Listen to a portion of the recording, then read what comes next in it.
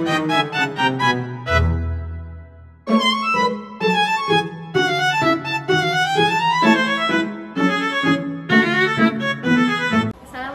warahmatullahi wabarakatuh. Selamat pagi Ananda Ibu sekalian. Apakah kabar Ananda Ibu semuanya dalam keadaan sehat? Oke, alhamdulillah. Pada pagi hari ini kita akan belajar mengenai nilai kejujuran, tanggung jawab, dan kepercayaan dalam konteks fikih muamalah. Ini pelajaran kita pada mata pelajaran fikih. Sebelum kita mulai pelajaran hari ini, terlebih dahulu kita lebih baik berdoa sebelum memulai pelajaran. Berdoa dimulai. Bismillahirrahmanirrahim.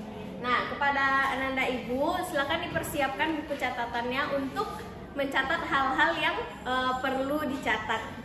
Nah, yang pertama kita masuk pada materi mengenai pengertian fikih. Apa Ananda Ibu sekalian di sini ada yang tahu apa itu fikih muamalah? Nah, di sini Ibu jelaskan. Fikih muamalah itu merupakan bagian dari fikih Islam yang membahas tentang aturan-aturan hubungan antar manusia dalam urusan duniawi, khususnya dalam kegiatan ekonomi, sosial, dan transaksi seperti jual beli, sewa menyewa, pinjam meminjam, dan lain sebagainya.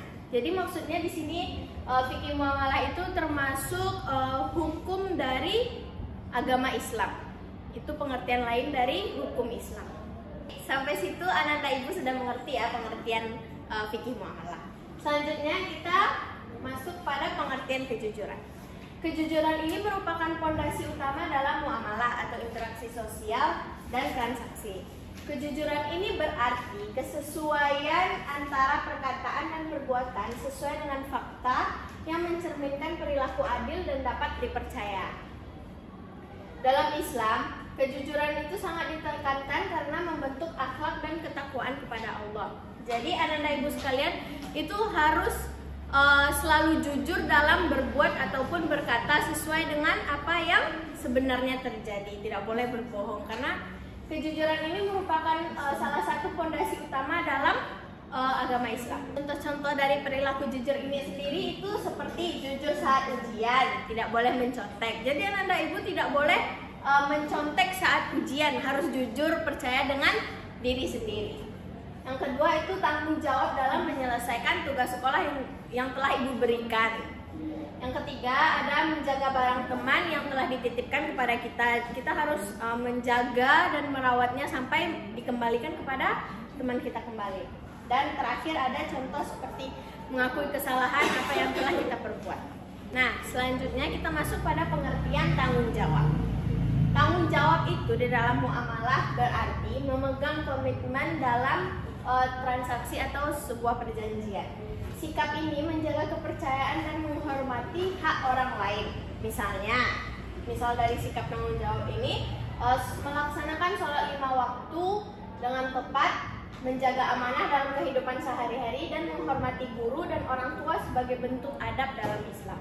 Jadi maksud lain dari tanggung jawab ini seperti perbuatan yang harus kita lakukan dan tidak boleh ditinggalkan karena itu tuh sudah menjadi kewajiban, seperti contohnya sholat 5 waktu. Contoh-contoh dari sikap tanggung jawab ini kalau di sekolah, mengerjakan tugas tepat waktu tanpa menunda atau menyalin dari teman, itu salah satu bentuk tanggung jawab kita terhadap tanggung jawab kita sebagai seorang siswa. Yang kedua itu menjaga kebersihan kelas seperti membuang sampah pada tempatnya. Yang ketiga tidak menyalahkan teman saat melakukan kesalahan dalam kerja kelompok. Tanggung jawab di rumah itu membantu orang tua dengan pekerjaan rumah seperti menyapu atau mencuci piring. Yang kedua itu mengurus adik saat orang tua sedang sibuk atau tidak ada di rumah. Sampai sini Ananda Ibu mengerti ya. Yang terakhir di sini ada materi mengenai kepercayaan. Kepercayaan ini merupakan keyakinan atau rasa yakin seseorang terhadap kejujuran, kemampuan, sifat, atau kebaikan pihak lain, baik itu individu ataupun kelompok. Kepercayaan ini muncul dari pengalaman pengamatan atau nilai-nilai yang dianut oleh seseorang. Jadi kepercayaan ini muncul dari,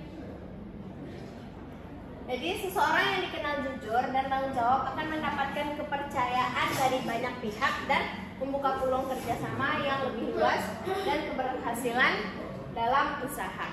Nah, selanjutnya contoh-contoh dari penerapan nilai-nilai kepercayaan. Yang pertama itu menjaga kepercayaan di sekolah, itu menjaga rahasia teman yang sudah mempercayakan cerita pribadinya kepada kita. Jadi tidak boleh kita menyebarluaskan cerita yang telah dipercayakan ceritanya ke kita. Yang kedua itu menjaga kepercayaan di rumah, menjalankan tugas dari orang tua seperti disuruh belanja ke warung atau menjaga adik dengan baik. Maksudnya di sini itu kalau misalkan orang tua kita menyuruh kita menjaga adik atau berbelanja ke warung, kita harus melaksanakan tugas yang telah diamanahkan kepada kita. Kita harus tetap menjaga kepercayaan dari orang tua. Yang terakhir itu menjaga kepercayaan dalam agama, menjaga amanah dari Allah seperti menjaga sholat, puasa, dan kewajiban lainnya. Kita harus menjalankan ibadah-ibadah yang telah diwajibkan kepada umat muslim dari Allah agar Allah selalu percaya kepada kita sebagai umatnya. Sampai sini dulu pembelajaran kita pada pagi hari ini. Ibu harapkan Anda semua dapat menerapkan hal-hal yang telah Ibu sampaikan tadi seperti nilai kepercayaan, tanggung jawab, dan kejujuran dalam kehidupan sehari-hari. Jangan sampai kita mengecewakan guru kita, orang tua, Allah, dan bangsa kita. Sekian dari Ibu. Ibu akhiri. Assalamualaikum warahmatullahi wabarakatuh.